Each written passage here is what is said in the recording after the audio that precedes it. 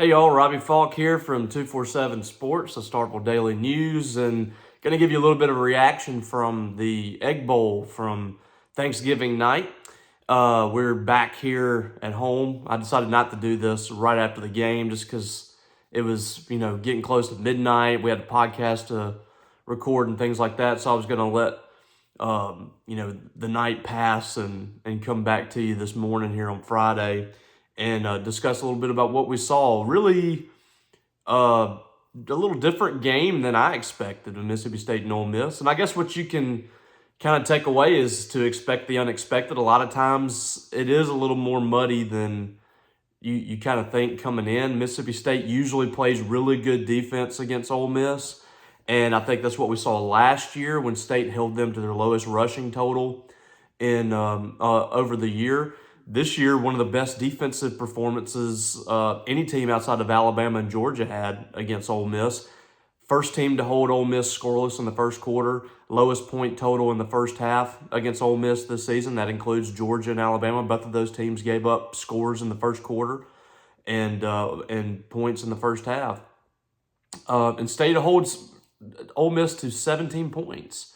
Coming into the ball game, if you tell me that Mississippi State held Ole Miss and that prolific offense to 17 points and about 307 yards of offense, you had Jackson Dart under 100 yards passing, I tell you, State has a pretty good shot of winning that game. And they did have a really good shot of winning that game. The difference between the two teams is Ole Miss's defense got stops against Mississippi State regularly, and the Rebels were able to come through with some big plays offensively down the stretch in the second half. And I think that was kind of the microcosm of Mississippi State's season. The defense, if you look at the season as a whole, this defense got better as the season went on. We gave this defense a hard time for most of the year, but the back half of the schedule, this defense was better. It got better, it seemed, every single week. And at the end of the day, this is going to be a middle-of-the-pack SEC defense as far as total defense is concerned. They did give up, I think they were 10th or 11th in points this year. But you have to consider, too, the offense was not doing them any favors, whether it be giving them a short field that they had to work with or, throughout the game, you're not having sustained drives, so your defense is having to go out there and really tiring out. I thought the defense played its butt off on Thursday night, and there's nothing more you could have asked for them. Holding Ole Miss to 17 points puts you in position to win that game. Scoring 7 points is why Mississippi State lost, and it goes back to what we've said the last few weeks. And we were absolutely proponents of Kevin Barbay coming in. I feel like we bought the lines that he and Zach Arnett were kind of preaching. And, it's okay to be wrong about stuff in sports every now and then. You're going to be wrong. We were wrong about a lot of predictions with this team. But once they get on the field, you can't hide behind that. And we saw this year that moving away from the air raid was a bad idea. And maybe not the idea as a whole, but going with Kevin Barbay and that style of offense was a bad idea.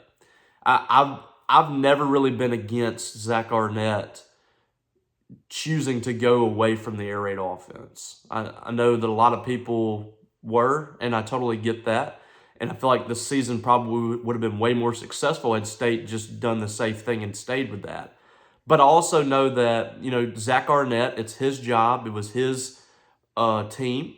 And it was his decision to decide to move in a different direction and distance themselves from Mike Leach's air raid. And, he has every right to do that. Going with the pro-style offense, going with Kevin Barbay was a massive mistake. It turned out to be a total failure. This team averaged just over 6 points per game in the last 5 SEC games.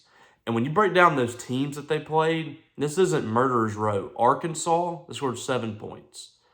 Absolutely, terrible team right now. Arkansas, who, if they lose on Friday or Saturday, whenever they're playing, Mississippi State will have the edge on them in the standings. So Arkansas will finish last in the SEC West in what was a disaster season for Mississippi State. that tells you where they are. Scored 7 points against them. Scored 13 against Auburn, who's not very good. Lost to New Mexico State last week. They scored 3 points on offense against Texas A&M. Probably one of the better defenses in the league, but still, you can't score a touchdown against them. And they fired their coach the next day, by the way. Scored 3 points against Kentucky, who is a 6-win team and not an elite defense. And they scored 7 points against Ole Miss, who is towards the bottom of the SEC in total defense. Mississippi State's defense has been better than Ole Miss's defense this year. Now, they made massive improvements under Pete Golding. They're a disruptive defense. They've forced some turnovers. They've been one of the better defenses in the SEC in tackles for loss and sacks. So I don't want to diminish Ole Miss's defense this year. I think they did improve. But 7 points against that defense is not good.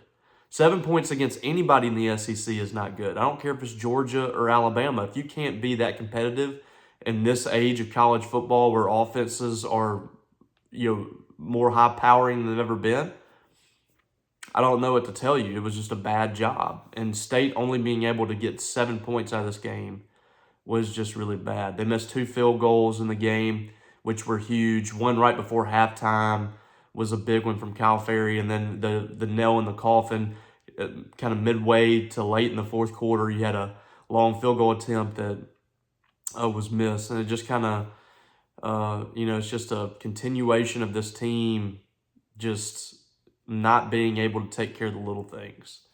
Another thing that was huge in this game, penalties. And you look at the penalties, State didn't have a ton of them, but they were huge penalties that they had. And let's start with, I think we'll start with the targeting penalty. So Mississippi State did everything it could to keep this team in the ball game. In the first half, it was possession after possession of Mississippi State's defense just holding Ole Miss where they were, and then the offense kind of pinned back behind their own 25, and the field position just never could change.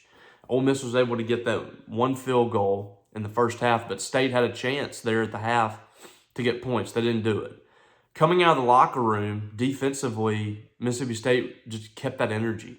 They got the 3-and-out right off the bat, and the offense fed off of that. Will Rogers drove the team down the field. It was a great drive, I think 71 yards on 10 plays or something.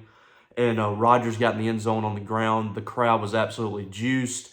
The team was fired up. They come out, and they had another 3-and-out. It was the defense got 3 plays. They held Jackson Dart short of the first down. It looked like Ole Miss was about to punt again, and Mississippi State had all the momentum. There's no telling what happens in this ball game had this play not happened. So Jackson Dart diving for the first down, didn't get it on third down. Deshaun Page comes in, leading with the helmet as he's diving, targeting penalty, which I guess by rule it's a targeting. I'm not a huge fan of it because I just don't know what the defense is supposed to do anymore when trying to tackle. You're trying to bring the guy to the ground, make sure that he doesn't stretch forward for a first down. You got guys diving at him. The defense, and this is not a Mississippi State thing, I mean, the defense has so many penalties called on them that the offense doesn't have. The leeway on the offensive side of the ball is crazy. So, that the penalty was a penalty. I knew when I saw it on the replay they were going to call it targeting there. But it was a killer penalty. 7-3 at the ball game right there. Ole Miss was doing nothing on offense. You had a chance to get off the field 3-and-out and keep that momentum, and immediately Ole Miss started attacking on the ground with Quinshon Judkins. Raced in the end zone. Judkins got a touchdown, and Ole Miss had the momentum from there. They got another touchdown on the next drive, but the defense kind of resettled, but to me, that was the game. When they took a 10-7 lead, that was the game. You had the momentum for the taking there. You didn't do it. So if you want to blame the refs or whatever for that penalty, you can, but it's not on that penalty. It shouldn't have been on that penalty that Mississippi State lost that game. It was the offense failing to take advantage of their opportunities that they had all game long. There was 8 to 10 possessions that the team had a chance to score points, and they just couldn't do it. So, the penalty was huge. I'm not going to blame the refs for it. I'm just going to talk about that penalty being that big because it turned the game. So, that was a big penalty. I thought before that missed field goal from State, the second missed field goal from Cal Ferry, the pass interference call on Tula Griffin was totally soft. I didn't like that call. Even some Ole Miss fans said they didn't like the call. It killed the drive for Mississippi State on a drive that they were having a lot of success, and you somehow score a touchdown right there. It's a 17-14 ball game with whatever 5 minutes, 6. I can't remember exactly the time, but I mean, your defense had been getting stops. You have a chance in that ball game, and instead it gets taken away from you. But again, you can't blame those two penalties on why Mississippi State lost the game. They were huge penalties. It's just a part of the ball game. So I'm not blaming those for why they lost, but it's just a part of the ball game. And whether it was a bad call or not, you can't have those plays happen too. So I mean, looking at both sides, it was a soft call from the referees, but it was a penalty nonetheless. You can't put that in their hands to make that call, and that's what happened. So huge penalty there for Mississippi State on the offensive side of the ball, and that was pretty much the game. I mean, you look at it, and like I said, you hold Jackson Dart to under 100 yards. You yourself, you're over 300 yards offensively. I think Will Rogers had 220-something passing in the game. The offense didn't do enough, and that was the case all year. There was one game where Mississippi State lost where the offense did enough, and you couldn't blame them. That was the South Carolina game when they gave up 37, 38 points, whatever it was, against an average to bad South Carolina team. That was the only game this season that Mississippi State lost where you could not blame the offense. So it ends a disappointing season. We'll see what happens with the bowl, but this is an interesting few days. I'm sure you saw Will Rogers has entered the transfer portal. Not a surprise at all. I kind of felt this coming. Mississippi State kind of needed a mutual parting of ways there. Will Rogers needed this. He needs new life somewhere else. This has been such a strange marriage between the two. Will Rogers comes in, committed to Joe Moorhead. I thought it was a perfect fit for him to come in with Mike Leach. He's a guy that had studied the air raid offense. His dad had a lot of air raid principles in his offense at Brandon. It was a perfect fit for Mississippi State because I think he understood the system as well as you could, and he ran it just about as well as anybody could. You can talk about the deficiencies that he might have athletically or with arm talent or whatever, but the mind was there. He was a great fit for Mike Leach in that offense, and it was taken away from him with the change of offensive philosophies. And I thought this would be a big year for him to see if he could handle multiple offenses, and this was just a terrible fit for him. And I feel bad for the guy. He's taken so much grief from this fan base, and I understand y'all's frustrations too. I get it. I get both sides of the coin, but I can't help but feel bad for him. He's had a great attitude through all this, and you got to give him credit. He's been tough. He's played hard. He's fought every game. He's been a great ambassador for Mississippi State, and it just hasn't worked out. And it's been such a strange legacy that he's left. Because in one hand, you have a guy that has shattered every single record at Mississippi State just about for a passer, one of the all-time leaders in SEC history in passing. And you have a lot of people that have been clamoring for him to leave since last year, the year before. And I think there's just a lot of fatigue in this fan base. They want new life there. And for Will, I hope he finds a place that he's going to be able to flourish. He's going to be able to have a great final year. I hate that it ended this way because it was really heading for him being one of the best quarterbacks, in SEC history from a statistical standpoint, and one of the best at Mississippi State as well. And I think he's leaving a legacy very similar to Nick Fitzgerald. It was so complicated with him. But I think people have come to really really appreciate what Nick Fitzgerald did, I think eventually people will appreciate what Will Rogers did as well. I mean, I think it's going to be complicated forever, but I think people eventually will say, you know what, he played hard, he led our team, he had a great career as far as his numbers are concerned. We appreciate what he did. I think eventually, you know, people will be able to appreciate that. But for now, this is best, I think, for all parties, for Will, for Mississippi State, for fans, just to kind of move forward with a different identity. So the next few days are huge. I really believe Mississippi State is closing in on a head coach hiring, and we'll keep you updated on that, of course. You know, I'm hearing a lot of good things about Jeff Lebby, offensive coordinator of Oklahoma. I've heard some rumblings that Mike Elko is interested in this job, and Mississippi State is still in the game with him. Those are the two names I'm hearing the loudest in the last couple of days. And I really believe after this weekend, Mississippi State should have its next head coach, and we'll see exactly who that is. But I'm just going to warn everybody right now. This is going to be a blown up roster for Mississippi State. I think they're going to have to completely rehaul their roster in the offseason. I'm expecting a ton of changes. I'm expecting a lot of transfers. You've just got to hang on. That's all I got to say. You're going to see a lot of negatives over the next few weeks, I'm sure, with the transfer portal and all that, and maybe even recruiting. But State's also going to have an opportunity to really overhaul this roster, which I think it needs. I mean, even some of the players that have been, you know, huge contributors for this team, offensively, defensively, they need some new life in there. They really do. They need to get a fresh set of players in there, a new mindset. So there's going to be some names, I think, that come out that you don't want to see go. And all I got to say is I think it might be best for Mississippi State to have a lot of fresh faces. Now, there's a lot of guys they need to keep. They definitely need to keep a lot of guys, the young guys on the defensive side of the ball. And I think there's some guys on offense that they need to hold on to as well. But I'm thinking they're going to have 25 guys coming out of the portal. I really believe they will have 25 players that they go get out of the portal, at least. I think this is going to be a huge portal class.